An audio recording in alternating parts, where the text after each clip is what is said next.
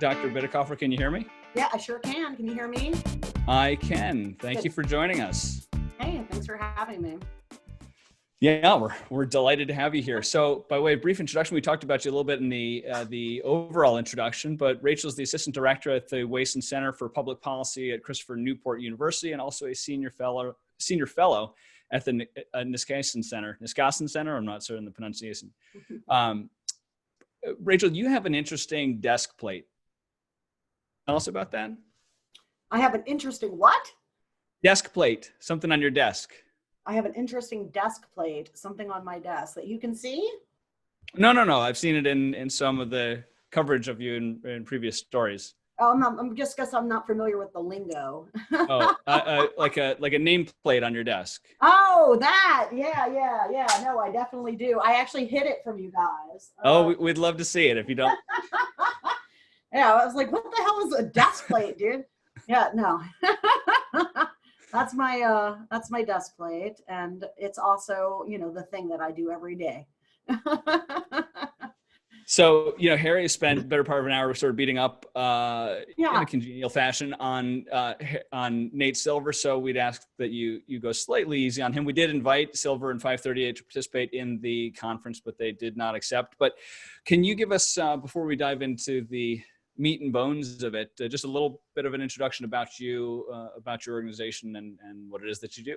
Yeah, sure. And, in a couple more days, I'll just be with the Niskanen Center, which is great for me. I've been in a teaching heavy university position for the last 5 years. And when I debuted this forecasting research, I was teaching a lot. So now I will just be pure research, and it's going to be fantastic for me. So soon that will just be the Niskanen, and that's how you say it, Niskanen Center.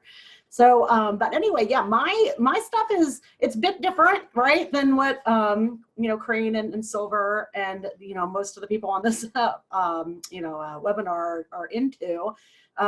Mostly too because it's not going to have a lot of value on day-to-day motion, right? It's definitely looking at fundamentals. And it's arguing that political polarization is the new fundamental that everyone's overlooked up until now. And that if you're not considering political polarization as a fundamental, especially because it's decreasing, like the historical fundamentals, economic fundamentals in particular. And, Alan Abramowitz and I had been hypothesizing that we thought, good economy, has basically been already washed out by polarization. And we thought together that possibly a bad economy might be immune. And now we're watching like that play out in real time. I mean, we've seen a few weeks now of, massive economic collapse, and Trump's approval data has just hung right in there. And we are the only country in the world where, public opinion can be measured democratically. That's the case, right? All the other countries, you see this massive reaction to what should be anyway, massive political stimulus. And in the US, there's just a flat line, right? So, so the day-to-day stuff, like this idea that I would be buying and selling on individual races based on individual things. I mean, there are exceptions, right? So certainly, like if I was looking at like why I predict it might have underperformed 538 on that Democratic primary, and certainly knowing that consolidation before Super Tuesday was coming, before it went public, would be like the equivalent of insider trading data. That consolidation on pre-Super Tuesday was like a political phenomenon that's exceedingly rare to see in politics, and totally changed the fundamentals of that nomination. Take away the Klobuchar and Buttigieg exits and the timing of those exits, the way that they were done, and we may be having a whole different story and still be headed into a brokered convention. So it's pretty hard to predict that. But by and large, day-to-day stuff is not going to move a race one way or the other under my forecasting work, which is really concerned with, which side has a population advantage in the electorate and which side is more motivated to vote, vis-a-vis, the electoral system that operates in the district or state that's hosting the election. So, that's kind of a preview to the Congress forecast that I'm releasing on Tuesday, which is going to show ground zero for the 2020 cycle in Texas, and talking about how like in terms of the meat of my model, which is, partisan competition in the form of the PVI score, which is a proxy measurement for polarization, and then college education. A lot of those Texas districts are very similar to the California districts, but the difference is the institutional design that the contest will exist under. In California, the Democrats seized control of government, used it to liberalize access to voting, and in Texas, you don't have that. So yeah, so anyway, that's kind of what I'm bringing, a whole lot of theory to, I think, a place that has been fantastically rich with data for a long time, and I'm excited to join the convo. Now, you somewhat famously made your bones back in 2018. Feels like eons ago in the political calendar, but really not all that long ago. Can you tell us a little bit about that cycle? What unfolded? What your forecast said, and how things turned out? Yeah, I mean, it's got a long root, that story. It comes back to, watching really, like, I started my graduate education in 2009. That was, of course, the last time the economy was exploded in Barack Obama, and the Democrats had been ushered in under this big wave, and the political atmosphere was, okay, the Republicans are going to go out in the wilderness, like New Deal style in the 30s, and they're not going to have political power again for a long time, right? And then all of a sudden we get into the post-Obamacare era, like the Obamacare policy formation took a year almost in that time period, and then the post era where, Republicans were competitive to win control of the House again. And I remember thinking, well, that's really interesting to me. Like, it seems like, almost insane that such a thing could happen.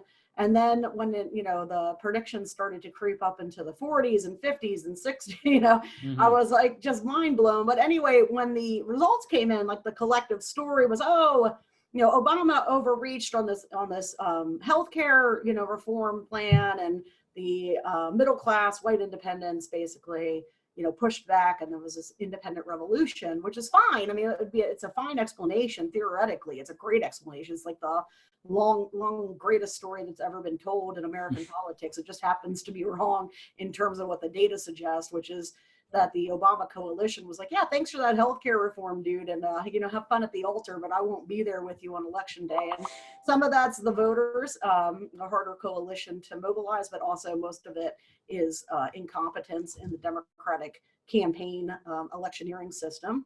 And when you look at why we have these wild swings, it's as much a story about who's not showing up and who is. So going through like 2012, 2014, 2016, I mean, definitely didn't see Donald Trump winning, but I did talk about, like, okay, if there's a chink in the armor for Clinton's team, it's this progressive unrest. I mean, coming out of that convention, it was very clear to me that they had selected the wrong campaign approach in terms of the VP running mate, not giving the Bernie people an olive branch in form of ideological representation on the ticket. And I did, say, to whoever audience I had at that time, hey, if there's a weakness, it's these millennials and these progressives. They may just not show up. They might vote third party. And, I thought when that happened, and it happened at 5-6 times rate, the normal rate, I mean, it's absolutely devastating to every swing state except for 2 of them are decided this way. Wisconsin, 6 points of defection vote in a contest that came down to 1 point, less than 1 point between Clinton and Trump. And yet the narrative is, it's white working class voters, and they are moving away from, they moved away from Clinton. I'm like, yeah, because white working class voters have been part of a long-term realignment away from the Democrats over other things. And it's, certainly can move granularly here and there, but it's not going to be, they're not coming back, basically. Mm-hmm. And college educated voters are moving the other way. And I went and looked at white college educated voters and realized that Trump had lost white college educated women. Okay. And that was something that never, really made it into the media consciousness. And I just knew, like, okay, now what's going to happen is the Democratic coalition basically was like, oh shit, I got caught with my pants down on this election, and that's not going to happen again. And it's going to first rear right here where I am in Virginia in this gubernatorial cycle, which I had been watching Virginia politics, for years before I got here as a political scientist. So I knew the importance of Virginia's off-year cycle as a bellwether.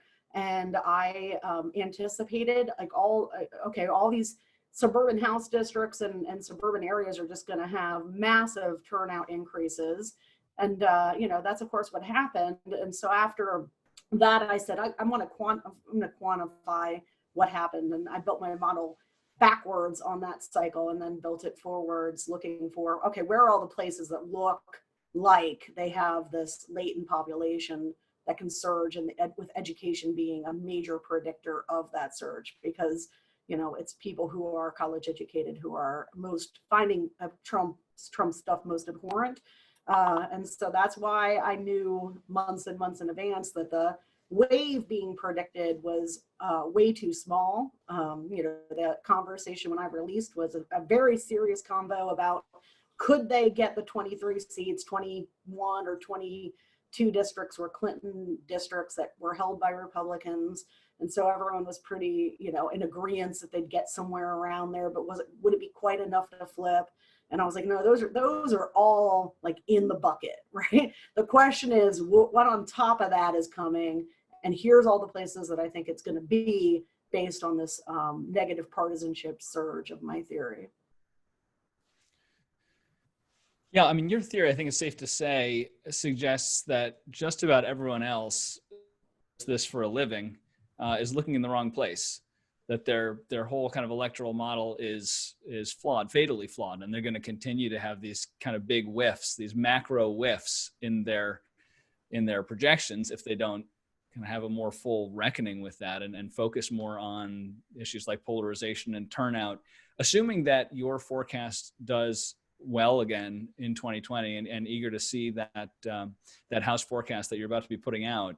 So assuming you're validated this cycle as well, curious what your take is in terms of whether this has always been true or long been true. In other words, 20 years ago, if people were using a model that looked more at the inputs that yours does, would it have outperformed then, or is this more a function of more recent phenomenon of hyper-polarization, where it really comes down to turnout more than almost anything else? Yeah, so in like the academic or larger version of this research, again, like I'm coming like it's like you never been in a place that's full of concrete and you see one flower growing out of the concrete? Like that's basically me in terms of research time at a liberal arts teaching college. It's high touch teaching. So, having research time has been tough, but I will in the future have research time. And one of the projects that I have ongoing, of course, is the book version that lays out this theory and pushes, formalizes my research into the literature.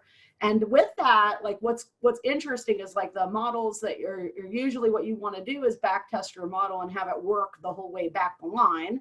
But what I want in my model is for it to fail and fail as it comes out of the polarized era, which is actually a very limited time period in terms of mass polarization. You only can really start to see that register in the very late 2000s. Like it's going along to get along. And Morris Fiorina puts out his book in the mid 2000s and he's like, oh, look, everybody's fine, right? And it's like literally right after then that the public loses its mind. And you can, I show this in my dissertation and, my forecasting work. But yeah, so I expect, to answer your point, that as the number of persuadables and ideological sorting, which is a major driver or mechanism of polarization. And just for anybody who doesn't have any idea what the hell I'm talking about, that means liberals becoming like uniformly Democrats and conservatives becoming uniformly Republican, because there used to be a mix, though obviously not majorities, but there were liberal Republicans and there were conservative Democrats. And that's where those coalitions came about, right? When you wanted to pass the Civil Rights and Voting Rights Acts in the 60s and you were a Democrat from Texas in Johnson, you didn't look to your own party coalition, which was full of racist Southerners who were also Democrats. You actually went ideologically fishing for Republicans who were liberal, right? To pull that together. So, when we get to backwards, my expectation is actually that the predictive power of that technique would decline. So how will you know, how can anyone measure whether this year, 2022, 2024, whether that hyperpolarization has increased, is holding steady, has decreased? Because presumably if that changes, and I guess whether it can or will change is a separate question, but if it were to change, presumably then the relative performance of your model versus more standard electoral models is going to decline, possibly significantly. So is there a way that you try to sort of create an index or some kind of a bellwether in terms of that hyperpolarization to the extent that it would, validate a model like yours? Yeah, I mean, here's one terrible thing is that, right now there's no signs that hyper-partisanship or polarization is decreasing. It's a problem that I would relish to have. I'd be absolutely delighted if, say, this pandemic and the Great Depression like level collapse that we're anticipating out of it was enough to break the fever. I was bearish on it when I released my post-Democratic primary forecast update, in mid-March. I said I didn't think that it could move. Republicans are basically 90-10 on Trump. And, that's an element of polarization. Yeah, no matter what the man does, I mean, he's quite literally right. He could suggest you drink bleach or shoot a person on Fifth Avenue, and he's still going to be 90-10. And that is not a healthy, that can only happen in an unhealthy body politic. So we're not in a position where I'm anticipating a decrease. And then people ask me, of course, well, I mean, we're really hitting critical levels of polarization where institutional erosion is occurring, right? We're actually losing the functionality of the institutions, norms, and procedures of the Senate. We just watched an impeachment trial that would not have been in terms of like the content of the charges on the president and how it was conducted feasible even a decade ago. So, people want to know, well, where does it end? And, I don't know. I spend a lot of time wondering because you would think there would be a peak in it. And I don't know that peak would be a place that we want to get to. Do you think there are any sort of black swan type events or extreme events that cause societal, economic, political shifts, for instance, the one we're all undergoing right now, that can kind of, upturn the game board, so to speak, that maybe help what's otherwise that kind of one-way ratchet of more and more and more polarization sort of feeds upon itself, that occasional true huge disruptive kind of events may be able to enable some kind of a realignment? I know a lot of people looked when Trump was elected in 2016 that, okay, well, this is a big fracturing in the Republican Party. Will they all come back together? Will it cleave itself in two? Of course, they asked that about Tea Party movement, Democratic Socialism movement. Everyone's always seeing these huge seismic shifts, and the coalitions tend to kind of find each other again, as you say, perhaps nowhere better expressed than Trump's 90-10 support within the party. Almost unmoved by anything he does. But do you see an opportunity? Maybe there's not enough historical precedent or examples to measure from, but any opportunity that some consolation to these really big, tragically disruptive shifts that we're experiencing now might, at least in certain corners, local races, state races, result in political realignments that sort of get us off that one-way track towards ever more increasingly hyper-partisanship? No, I'm on Team Doom. I'm working on a lifetime plan of there's two ways to solve this problem. Incremental, right? And that's hard. And it's going to take a generation. I'll work my whole life and die probably before I see the end of it. And it starts with a complete political culture change that starts basically with the youngest generations and goes up from there. And that's work that I'm excited to undertake now in my new position. My department is pro-democracy. That's what I'm doing at the Niskanen Center. But, barring that, it seems to me like we're hurtling uncontrolled to a major cataclysm is the alternative. Now, that's certainly nothing that anyone should ever want. And if you think that you want that, you should go visit a third world country that's in institutional collapse, because it's not a pleasant thing, right? So we're working really hard to keep our politicians and our political system from getting there. But I can't understate how precarious the position is. When we're looking at, you asked me what's a historical equivalent. The historical equivalent that I'm researching is how is the political culture like amongst elites and amongst the supporting apparatus around political elite, culture in the 1850s, leading up to that period right before secession and the Civil War. So that should tell you like how precarious this has become. A pandemic that has a 2% death rate is not so far has not proven enough to break the fervor, though we are seeing public opinion that is not falling on that 50% line, which is great. Anytime a poll comes out on whatever topic it might be that doesn't hit 50% and is above that, it means that the public is registering something beyond party division. So when we see like, oh, I agree that we should have the stay home orders, or we should do this or that, and you see something in the 60s, 70s, that's great for America. Like we want to see data in those numbers, or down in the 20s for support, because that's a healthy body like politic. But all that 50-50 data, we're not measuring the issue, we're measuring political allegiance and tribalism. And right. It's definitely dangerous, but it makes, I would argue, elections extremely easy to predict. Well, let's get back to elections then, because of course, until about 5 or 6 weeks, political, financial, media, and now it's sort of the very, very, very distant second, obviously, but it's still of critical. Back to something you mentioned earlier, where you lay a lot of the blame for Hillary's loss on her VP selection and not to the Bernie camp.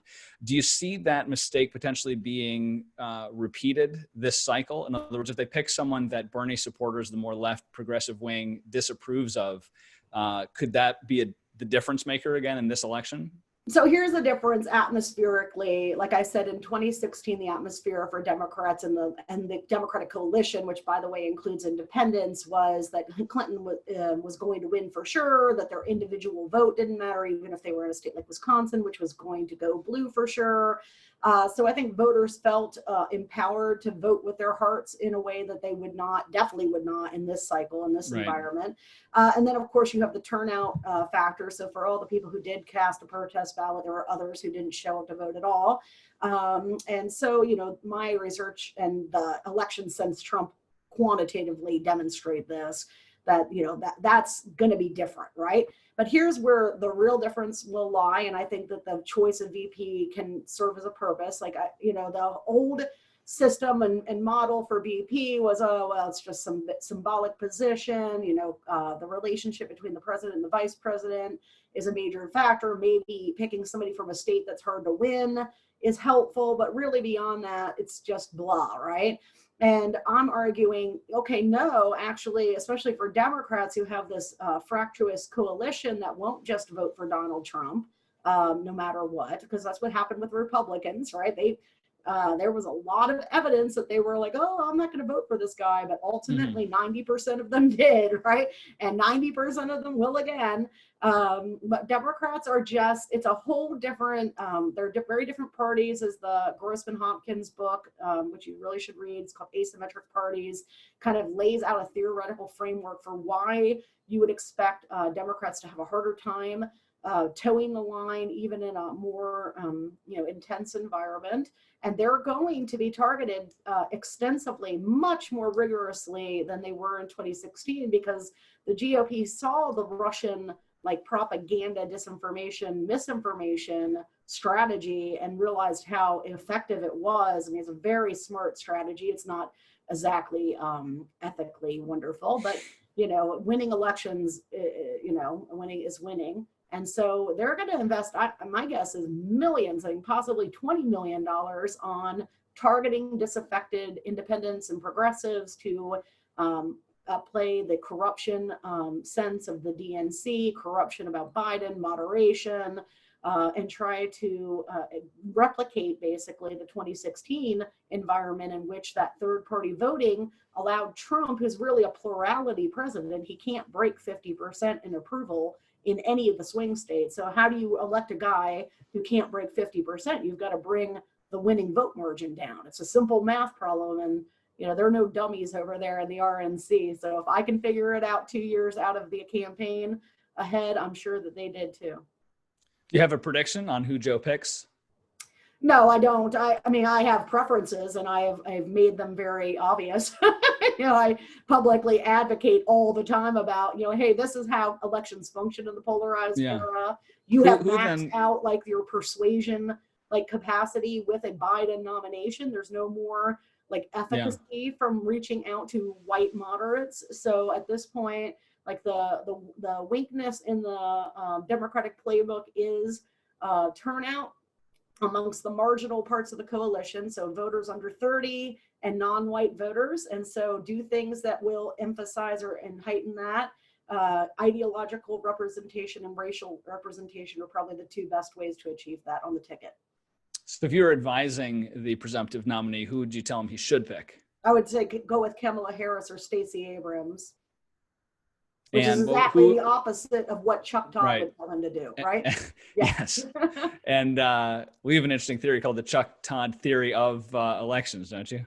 Yes, I do. Yes. Yeah, but I can pick on Chuck Todd, but really all it is the standard paradigm. Sure. And here's the thing, like, even 10 years ago, picking Amy Klobuchar would be the ideal, right? Right. But in 2020, it is definitely not ideal for the Democratic Party to have two white moderates leading the ticket. I don't care. Like, I mean, in this environment, they'll probably win anyway with a pick like that. But thinking about the 2022 midterms and the 2024 cycle, which is, how you should be thinking about elections in the long term and not the short. It just seems to me like, pretty crazy to look at the current party's coalition and come up with that as your, strategic plan. Right. Well, I want to, in just a minute or two, get to a couple of questions from the participants. A couple have come in, and if you have one that you'd like to ask Dr. Bitecofer, please submit it in the text now. We'll see how many we can get to. One we have, though, here says, I just want to say I love the George Carlin quote you've got up on your bookshelf in the Politico feature. Can you tell us about that? Never underestimate the power of stupid people in large groups, right? I mean, there's the weakness of the model, right? Yeah, never underestimate. I tell you, I always point people to the Grossman book, but you really should read it in conjunction with this book called The Citizen's Guide to Ideology. They reference it in their Grossman book, and together with some political psychology, like cognitive literature, you'll get a really good sense of the limitations of humans, especially politically, and why I am so bearish on the American voter. Though I, again, don't blame them necessarily. It's the political culture that we have that teaches people that there's no responsibility to citizenship. In fact, you'll meet people all the time that tell you, well, I don't vote because ew. Right? And there's actually, and they think they're morally superior to you because they don't vote. Right. And they mean it, right? Yeah. I mean, that's probably at the root cause, one of our main issues. If a lot of the normal minded people are cultured to think there's no obligation to citizenship and voting, elections, politics is ew. No wonder we're having problems. There is a certain self-satisfaction of indifference that you can see from time to time, and it's obviously not helpful to the process. And hopefully, through, among other things, events like these, we help people get more engaged. And even if they are bearish on the American voter, generally, hopefully, we can take something positive from and move towards that kind of more optimistic engagement where people feel that maybe isn't as cool as I once thought. We've got another question here from Steve Shapiro. It says, recent polls suggest that Biden is doing better with voter. Do you see that as a reaction to the COVID pandemic? And I just add my own addendum to that. How is the pandemic generally shaping the way you're modeling the race, if at all? Yeah, so I'm not big on anecdotal data, right? But I mean, we've got now some empirical support to show that seniors aren't big fans of kind of the GOP line of, well, we're just going to kill off 2 million old people. Just keep going, And, so when I say I'm not big fans of anecdotal data, I mean, I've got 2 Trump supporting parents who are seniors, and they have been, let's just say, unreceptive to modification of their Trump support until this pandemic. Now they're they are actually waffling, right? Hmm. And it's because why? Because this is classic human behavior. It's self-interest. I mean, humans are just naturally self-interested individuals, and now they're staring death down the door, and they're thinking, well, maybe not, maybe this is not a good idea, reopening Georgia or whatever, right? So, the fact that public opinion might be moving, it's probably not too many self-identified Republicans like my parents. It's probably more right-leaning independents, but these are one of the questions that I would love to be able to explore with large N survey data. If I can get my hands on it going forward, it's one of my life goals. So. Excellent. Let's take one more here before we close. It says, can you explain more about the interaction between PVI and college-educated voters? Yeah, well, they are connected. They're correlated heavily because party competition nowadays is regulated to areas that are suburban. Okay, because the urban areas are where those heavily Democratic districts are, and of course, urban areas have high rates of college education, and then the rural areas, which have low rates of college education, are heavily Republican. So America's suburbs are the point of competition. And then, when we're talking about like PVI, what it means is like, okay, how has this district or state performed in the last couple of elections relative to the nation in terms of like how much more Republican or Democrat is it? And, I think like right now, like a really great way to explain this is they have a bias in them in terms of past performance. So like Henrico County surrounds Virginia's 7th district in the suburbs of Richmond. Richmond, Virginia has gone from like a shit show in the 1980s when I was a kid. I remember like, don't ever go to Richmond, it's the murder capital of the world, to like a hip gentrified place to go live. And the suburbs around the city have just imploded, right? And the Trump PVI, like the PVI score and the Republican performance historically in that district was really bad. It was like an R+6 district or R+5, which is why the other forecasters had it rated as lean R, or at best toss up, when I came in July of 2018, right? And I was like, no, this district is ground zero. This is going to flip. And the reason is that PVI score is a false indicator because it's only ever been calculated twice now under 2 Obama turnout models, right? And we can't. And the problem with the House, it's frustrating as hell for people like me, is that they keep redistricting it. Right. So you can't go back and like compare apples to apples, right? So I can't look at the 7th district and do a turnout like differential on it in 2006 when that last big blue energy wave was for the Iraq War, and they flipped those House seats, like the 30-something House seats in 2006, and look at the 7th district in Virginia because it's different than the 7th district was. But so PVI, is a really great guide, but it's imperfect insofar as it's not going to predict a major sea change, right? And that's why, like, the 2018 and 2017 cycles were so great, timing for me, in terms of what everyone was using models and data points based on the Obama era turnout. And I knew, okay, the percent young, the percent college educated, the percent female, and the percent minority in these polls, in these places, all going up. And as a pollster in Virginia, I had the unfair advantage too of being able to actually run my own polling, likely voter model it based off of those assumptions, and then test them on the back end with election returns, right? So, I know where all the fake PVI scores lie. And soon you will too on Tuesday. Yeah, we look forward to that on Tuesday. That's what I wanted to close with, was a reminder that your House forecast will be coming out in just a few days. Last cycle, of course, you planted your flag, your remarkably accurate flag, as early as July. So this year you're front running that by another 3 months. Is that right? Will this be the final forecast and locked in, or do you adjust as data comes out? I do a very long description of why I could be so much more flag planty in the first cycle, because now we're talking about, I don't want to give away the boat here. You guys will understand when you read it.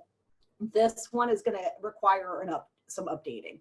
But it's because we're talking about the second level districts, right?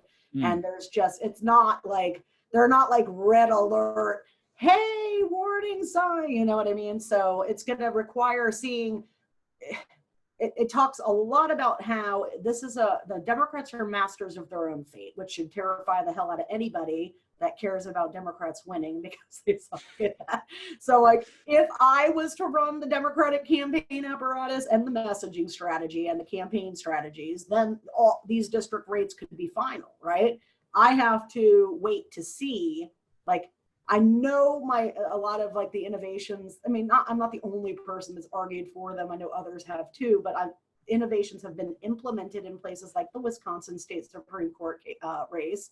So I know that these changes are happening, but the degree of them have to be investigated and researched, and I won't be able to see those until closer to election day. Excellent. Well, I encourage everyone to keep an eye on that on Tuesday. Can you just tell us the website where people can go to check that out once it's published? Yeah, so it's going to be at the Niskanen Center's website, and you can find that by Googling Niskanen, which is Niskanen. Perfect. Thanks, Bitecofer. You've made us all smarter, more hopeful, and more cynical at the same time over the last hour. It's been absolutely fascinating. Thanks so much for joining us. All right. And our next up, of course, is 3 o'clock. So we've got about 14 minutes until then. We're going to take a little bit of a break. I'm going to go walk my dog, who's walking in some very worrisome little circles in front of my desk. And we'll see you at 3 o'clock.